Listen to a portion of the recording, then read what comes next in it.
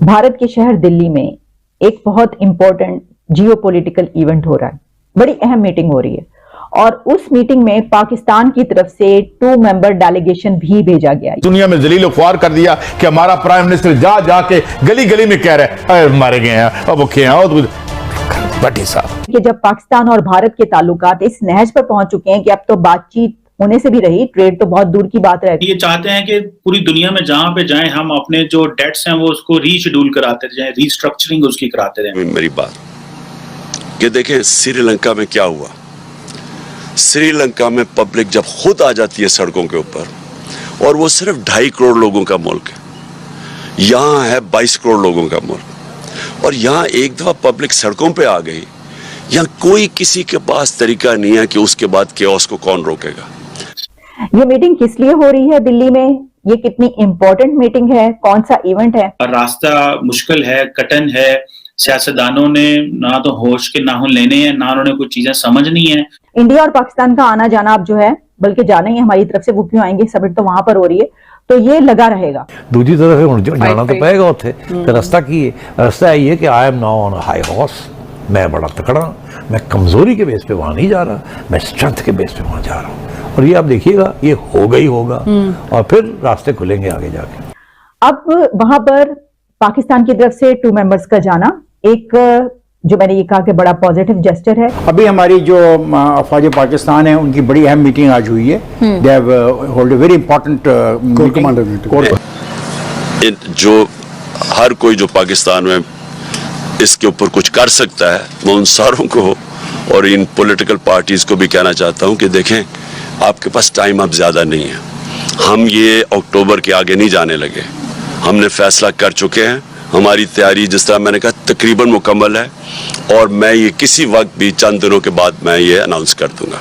नमस्कार दोस्तों, स्वागत है आप लोग का हिंदुस्तानी स्पेशल की एक और नए वीडियो में। दोस्तों, जैसे कि आप लोग जानते हैं कि पाकिस्तान लगातार जो है वो भारत की बहुत ज़्यादा बुराइयां कर रहा है, और जिस तरीके से न्यूज़ जब से ये आई है कि जो भारत है वो एशिया कप 2023 जो है वो पाकिस्तान खेलने नहीं जाएगा, तब से तो पाकिस्तानी और भी ज़्यादा भड़के हुए हैं। लेकिन दोस्तों, एक बहुत बड़ी न्यूज़ आई है कि जो दिल्ली है उसमें एक पाकिस्तान ने 2 लोगों का जो डेलीगेशन है वो भेजा है, जिसमें ये बात करने के लिए भेजा गया है कि जो मीटिंग है उसमें भारत जो है वो क्या बात करता है। लेकिन यहाँ पर सबसे बड़ी बात ये है कि जो पाकिस्तान अपनी आवाम से ये बातें कर रहा है और ऊपर ऊपर दिखाने की पूरी दुनिया को ये कोशिश कर रहा है कि हम जो है वो भारत से तब तक बात नहीं करेंगे जब तक कश्मीर का मामला हल नहीं होगा। लेकिन दूसरी तरफ वो अपने डेलीगेशन, वो भारत से व्यापार सब कुछ स्टार्ट कर चुका है। तो कहीं ना कहीं ये पाकिस्तानी जो पीएम यानी कि जो शहबाज शरीफ है, उनकी दोगलापन आप बोल सकते हैं कि एक तरफ पूरी आवाम और पूरी दुनिया में जाकर ये बात बोलते हैं कि जब तक कश्मीर का मामला सही नहीं होगा तब तक हम भारत से बात नहीं करेंगे,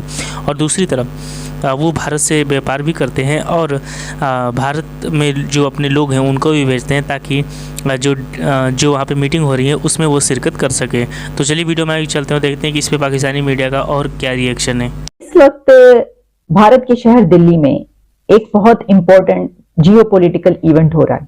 बड़ी अहम मीटिंग हो रही है और उस मीटिंग में पाकिस्तान की तरफ से 2 मेंबर डेलीगेशन भी भेजा गया, यानी पाकिस्तान के 2 लोग उस मीटिंग में शरीक हैं।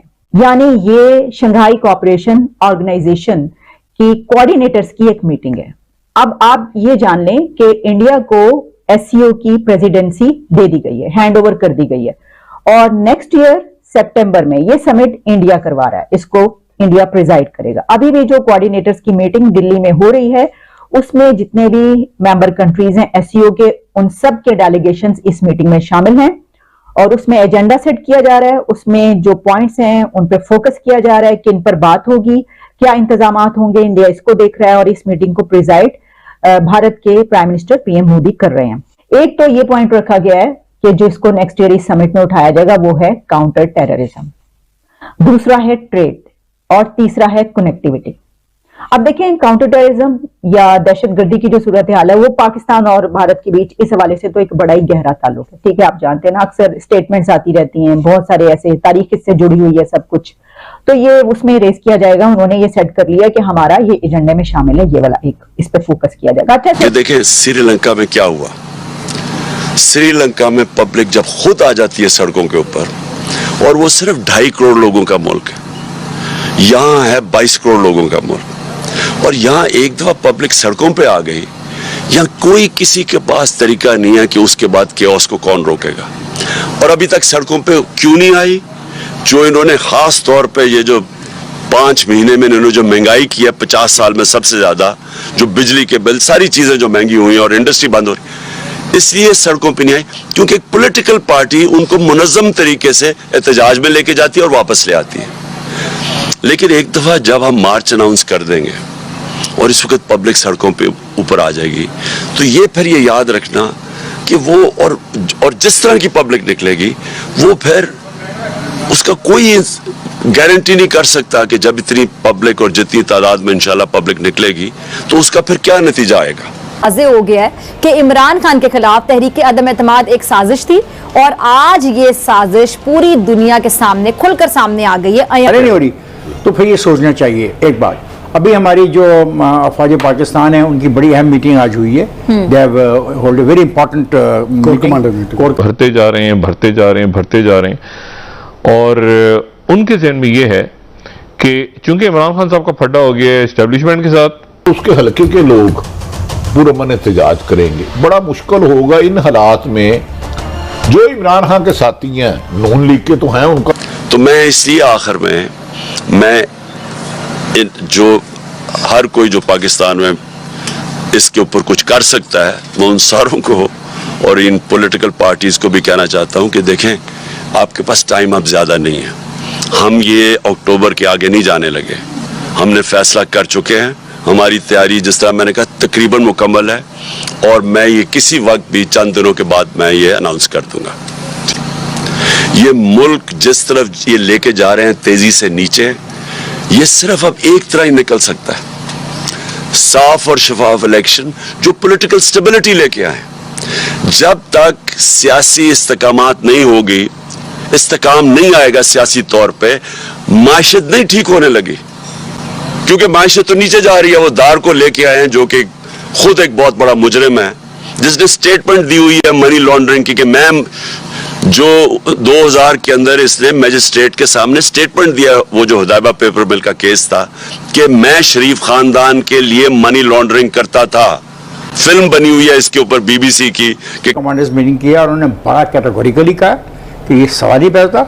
और मैं इसी प्रोग्राम में ये चीखता रहा हूँ और शोर मचाता रहा हूँ कि पाकिस्तान को डिस्टेबलाइज करके, पाकिस्तान के अंदर अनार्की पैदा करके, पाकिस्तान के अंदर सिविल वॉर करा के, पाकिस्तान के बारे में ये धमकियाँ देके कि इसकी गलियों में खून बहेगा, ये वो लोग हैं जो इस किस्म के मरीजों को मौका देते हैं वो हमारे बारे में ऐसी बात करें। सर, ये वही लोग हैं जो डिवाइड एंड रूल के फॉर्मूले पर बिलीव करते हैं। नो, डिवाइड रूल क्या जी, उन्होंने जो असल हुक्मरान थे अमेरिका के, उनको तो उन्होंने रहने नहीं दिया। वो नुमाइशी तौर पे अब रखे जाते हैं, तकरीबात में उनको उनके वो कपड़े शपड़े पहना के दिखा दिया जाता है, उनको तो ख़त्म कर दिया ना। दे वर वैनिश्ड। ये यानी इतनी कौम बनती है, मजहब कौम बनती है, इसने जिस इंसानियत को जिस तरीके से कत्ल किया है अपने इलाके में, आप सोच नहीं सकते। और ये सब क्रिमिनल थे,